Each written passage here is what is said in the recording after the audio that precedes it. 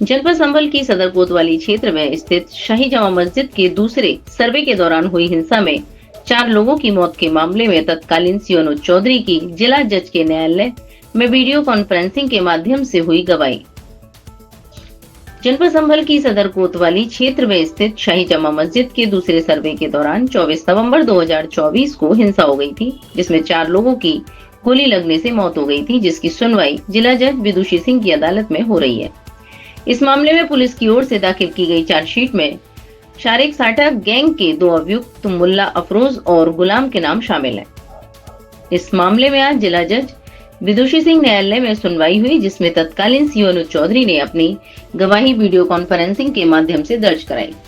इस विषय में जानकारी देते हुए जिला शासकीय अधिवक्ता राहुल दीक्षित ने बताया कि आज संभल हिंसा मामले में तत्कालीन पुलिस क्षेत्राधिकारी संभल अनुज चौधरी की वीडियो कॉन्फ्रेंसिंग के माध्यम से गवाही कराई गई, जिसमें विपक्ष ने उनसे सवाल किया और जिसमें उन्होंने उनसे तकनीकी सवाल भी पूछे, जिनका उन्होंने बखूबी जवाब दिया।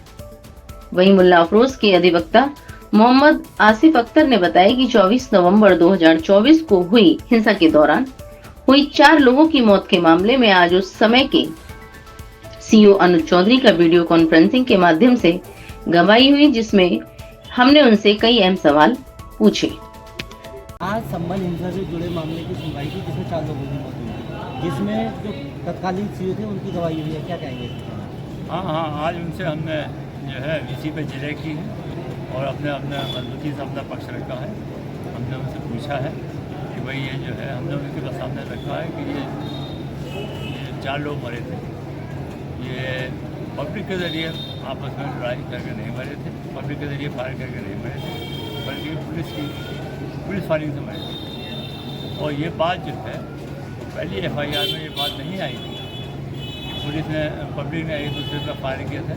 बात को पुलिस ने जब वो 4 आदमी मर गए तो पुलिस ने एक केस बनाने के लिए एक उनकी तरफ से, मरने वालों के घर की तरफ से, परिवार वालों की तरफ से बात की FIR लिखाई गई कि साहब आपस में पब्लिक ने एक दूसरे पर फायर किया। ये बात जो है पुलिस की FIR में, जो पुलिस की तरफ से फायरिंग हुई थी 4 FIR, अपराध संख्या 334 और 337, उसमें किसी में ये बात नहीं आई कि पब्लिक के लोगों ने एक दूसरे को मारा।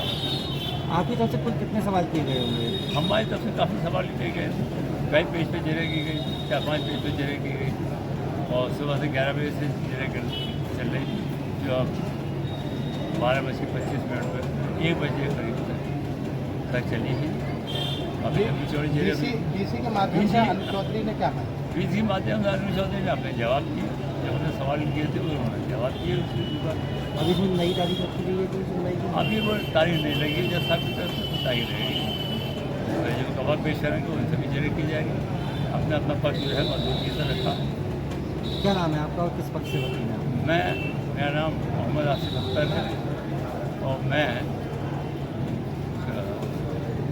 मुल्ला अफरोज का वकील। क्या नाम है आपका? मेरा नाम राहुल दीक्षित है और मैं जिला शासकीय अधिवक्ता फौजदारी के पद पर वर्तमान में संभल जिले में कार्यरत हूँ। आज संबल हिंसा में जो 4 लोगों की मौत हुई थी, उसमें जो तत्कालीन सीओ थे अनुज चौधरी, उनकी BC के माध्यम से गवाही हुई है, क्या हुआ है उस पूरे मामले में? आज जो अनुज चौधरी जो तत्कालीन सीओ थे और वर्तमान में ASP के पद पर तैनात हैं, उनकी गवाही BC के माध्यम से हमने क्राइम नंबर 340 सन 2024 में गवाही कराई है। और गवाही उनकी बहुत अच्छी तरीके से मुख्य परीक्षा उन्होंने अपने सारे सवाल बताए और जिरह में भी बहुत अच्छे तरीके से सारे सवालों का जवाब दिया। अच्छा, विपक्ष ने भी कुछ सवाल किए हैं उनसे? विपक्ष ने सवाल करे उनसे और उन्हें कुछ सवालों में उलझाने की कोशिश करी, लेकिन जो वास्तविक घटना उन्होंने देखी थी और जो घटना घटित हुई थी उसके बारे में एक एक तथ्य का जवाब, एक एक सवाल का जवाब उन्होंने बहुत तथ्यपरक तरीके से दिया। बहुत जो घटना घटित हुई थी उसके बारे में अच्छे तरीके से बताया। BC की यदि बात करें, कितने सवाल पुटअप किए गए, कितने सवालों के जवाब अनुज चौधरी ने दिए?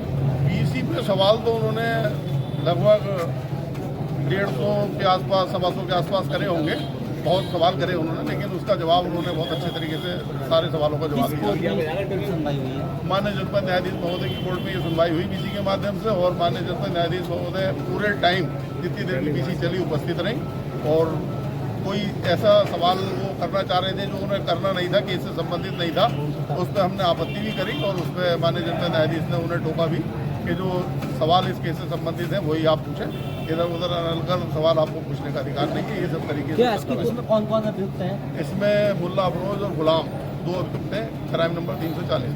बारिश भी इसमें शामिल है या नहीं, इसमें बारिश शामिल नहीं है, बारिश के और क्राइम नंबर है उसमें शामिल। 4 लोगों की मौत को लेकर जो सवाल था, क्या उस बारे में सवाल पूछे गए कि गोली पुलिस की ओर से चलाई गई या आम? हाँ, उन्होंने पूछा कि पुलिस ने फायरिंग करी या नहीं, तो पुलिस की तरफ से कोई फायरिंग किसी भी उसमें नहीं करी गई थी। केवल पुलिस ने पंप गन का इस्तेमाल करा और रबर बुलेट का इस्तेमाल करा। कौन सी तारीख को सुरक्षित? उन्होंने इस सवाल में उलझाना चाहा कि आपके पास कौन सी पिस्टल थी, कौन सा असला लेके आप गए, कौन सा असला आपके हमरा पे था।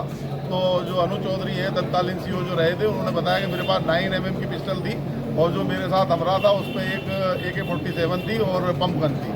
बाकी उन्होंने पूछा कि AK-47 में कौन सी गोली इस्तेमाल होती है, तो ये भी उन्होंने बताया कि 7.62 × 39mm की गोली उसमें इस्तेमाल होती है। और उसके बाद उन्होंने पूछा 9mm की जो पिस्टल है आपकी, उसमें कौन सी गोली इस्तेमाल होती है, तो उसका भी अनु चौधरी तत्कालीन सीओ ने जवाब दिया कि 9mm की पिस्टल में 9mm की गोली इस्तेमाल होती है। तो टेक्निकल सवालों में उन्हें उलझाना चाहा, लेकिन वो जो जानकारी थी उन्होंने अपना अच्छे से जवाब दिया। अगली कौन सी तारीख से? अगली तारीख अब कोर्ट से पता लगेगी, अभी क्योंकि गवाही होकर चुकी है, माननीय जनपद न्यायाधीश कोर्ट में अगली तारीख फिक्स करेंगे। भारत का सबसे तेजी से बढ़ता हुआ न्यूज चैनल अब हर प्लेटफॉर्म पर Playbox TV, Jio TV, Jio news, NXT digital, X stream, Daily Hunt Android app पर उपलब्ध हैं।